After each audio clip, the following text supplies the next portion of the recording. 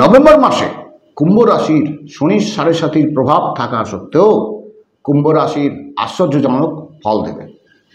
কেননা কুম্ভ রাশির অধিপতি গ্রহ শনিদেব মহারাজ নভেম্বর মাসে বক্রী ত্যাগ করে মার্গী হবেন। যখন শনিদেব মার্গী হবেন তখন কুম্ভ রাশির থেমে থাকা কাজগুলো দ্রুত গতিতে সম্পন্ন হবে। কোনো নতুন প্রজেক্টে ইনভেস্ট করতে পারেন, নতুন প্রপার্টি পারচেস করতে পারেন। আপনার পার্সোনাল এবং প্রফেশনাল লাইফ ভালো হতে থাকবে। বিদেশে সেটেল হওয়া বা বিদেশে যাওয়ার স্বপ্ন পূরণ হতে পারে। চাকরি ক্ষেত্রে প্রমোশন, ইনক্রিমেন্ট, নতুন কোনো জবের অফার আপনি পেতে পারেন। আপনার স্বাস্থ্যের উপর একটু খেয়াল রাখবেন। সন্তানের দিক থেকে আপনার কিন্তু খুশির খবর আসতে পারে। আপনার গৃহে কোনো মাঙ্গলিক অনুষ্ঠান বা শুভ কাজ হতে পারে।